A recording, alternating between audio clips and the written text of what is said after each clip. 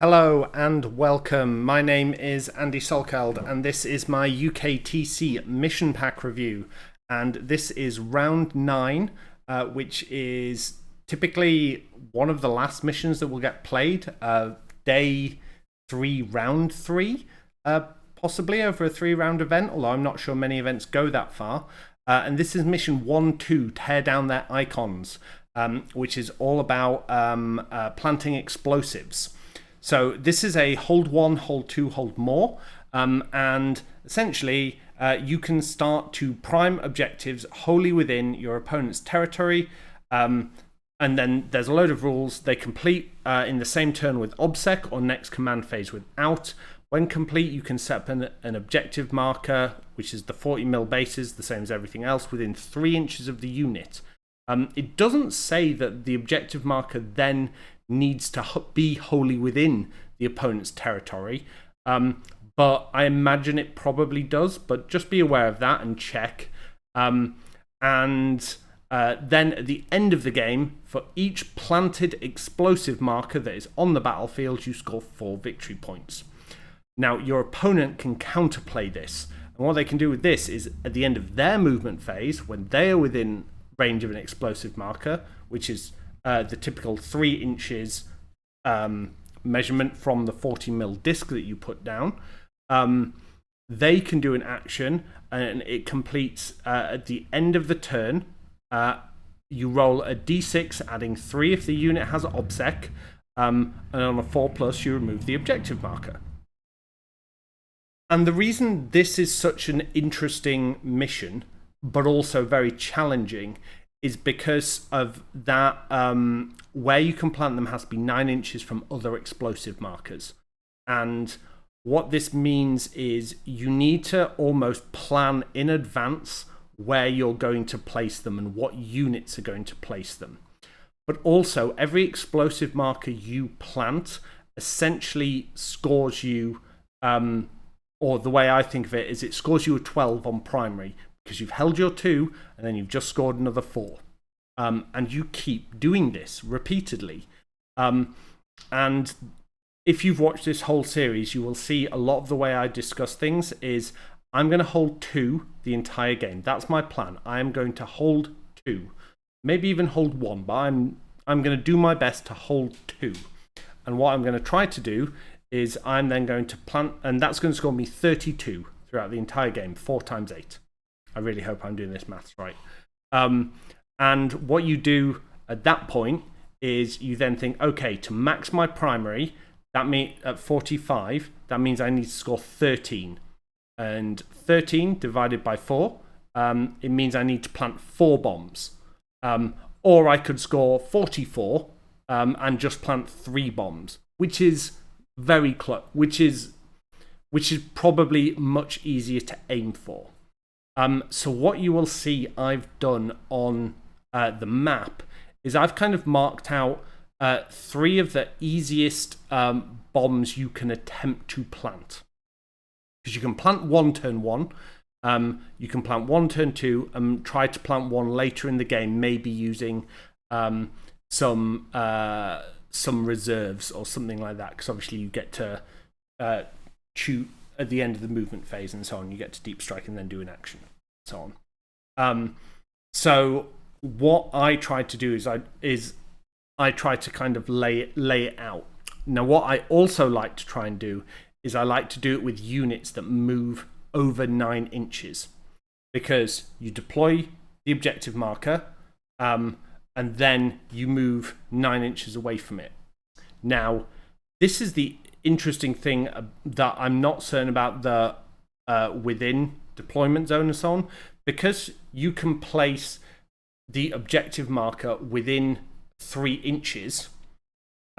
You could then place it far away. You wouldn't move 6 inches away, because that would be you're still within 3, so therefore you're within 9. But if you say moved 7 inches, I don't think we have anything that moves 7 inches in Sisters. It isn't already 9, isn't 12 inches, etc. Maybe Vahl, but you'd be giving up per shooting. You can then move immediately after that action completes and then do it again. So what I really like doing with this is having Dogmata granting obsec to some Seraphim or some Zephyrim and being like, plant a bomb, it's complete, done.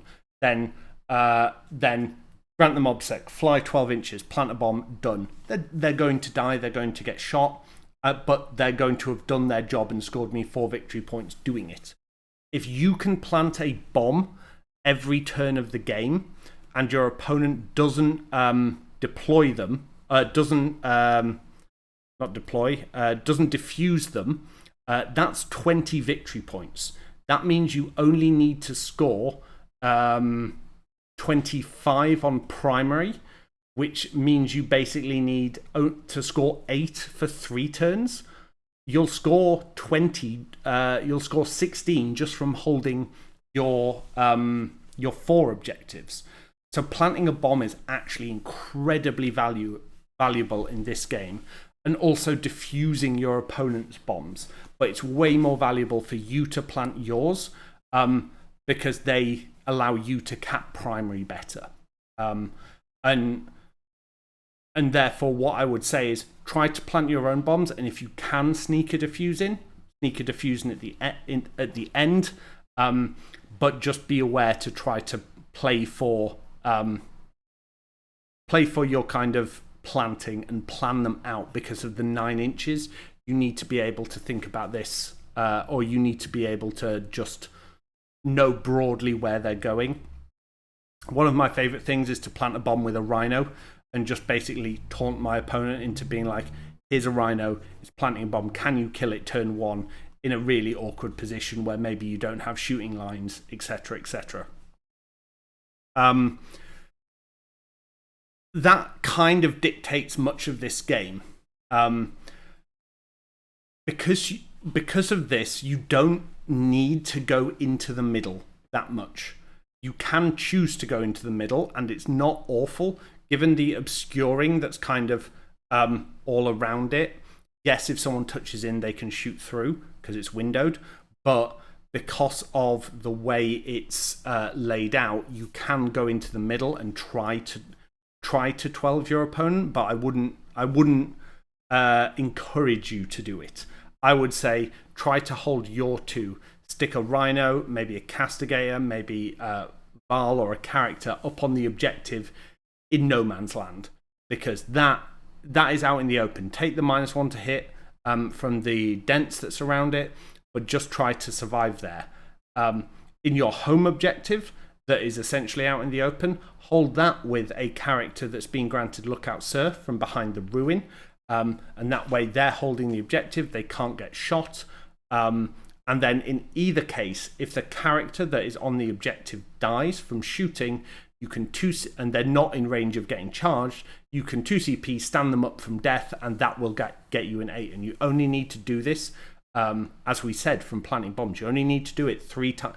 You need to get an 8 3 times in the game to score enough primary if you are planting 5 bombs. And what that means is you could go 4, 4, 4, 8, 8. And I think that still gets you at 4, 4, 4. Yeah, you could go 8, 8, 4, 4. And that would do it for you. So it's actually really easy to score primary. And you don't, if you are planting bombs, big caveat here, if you are planting bombs, you do not need to score. You do not need to put a huge amount of effort into holding these objectives in no man's land.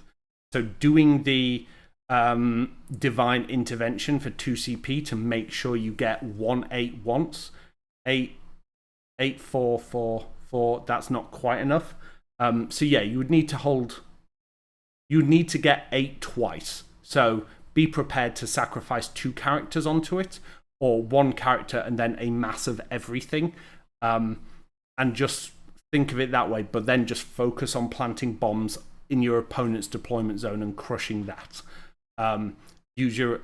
There's 2 really good staging places for Repentia. You can move your Repentia into the 2 ruins around the middle that can then assault their objective, their home objective, the middle, and being able to kind of position to do that is important because then you'll be able to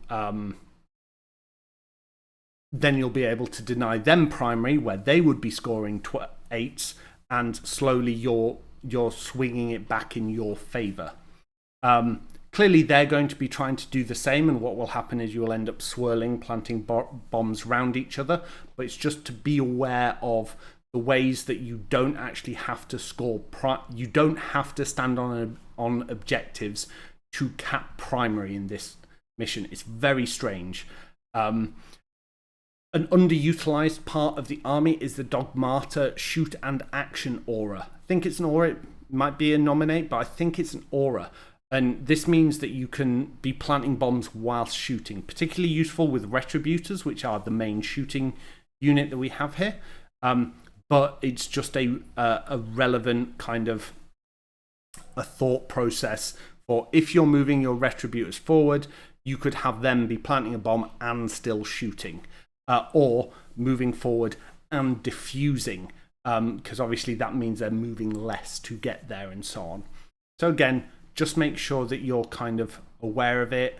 Use the Lookout Sir characters for holding the ruins. For this mission, I don't know how much I like Defend the Shrine unless I'm putting it on the middle objective, purely because I only need to feed onto one objective a turn. I only need to kind of feed onto an objective for 2 turns, sorry. So I'm not sure about Shrine. I know it's very good, but I'm not, like, it's a default safe one. Leap of Faith, I think, is great. Banners, again, not a huge fan of.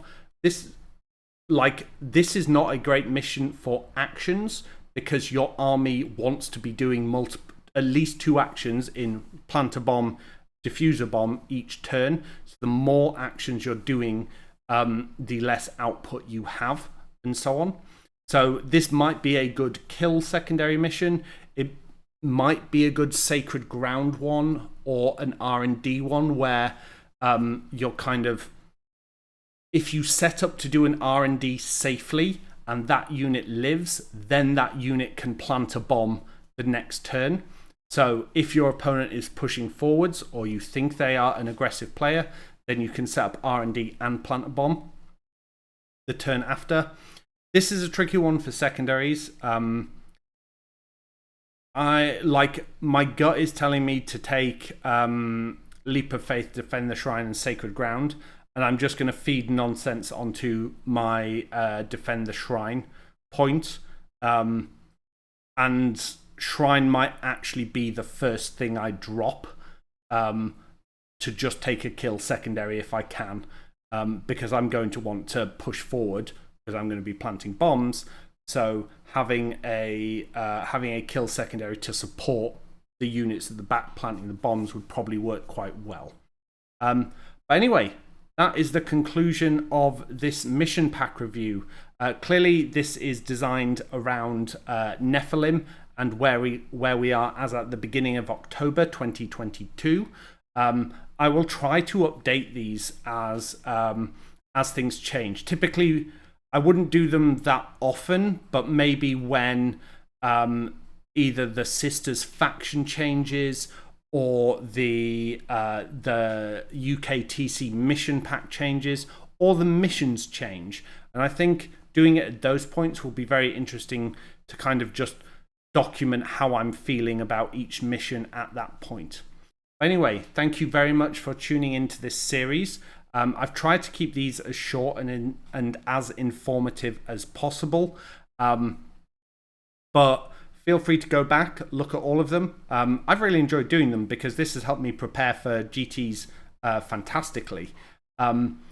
If you do like this sort of content, like, I hate being the one to say it, but if you want more of this, if you want me to talk through secondaries, missions, everything like that, then let me know. Either like, comment, subscribe, just tell me somehow, and I will keep doing it, because it's actually quite fun to do this and look at the game in a different perspective than just models on a tabletop, and to plan out movements and so on. But anyway, thank you very much for tuning in, and I will see you in the next series that I pull together shortly. Thank you.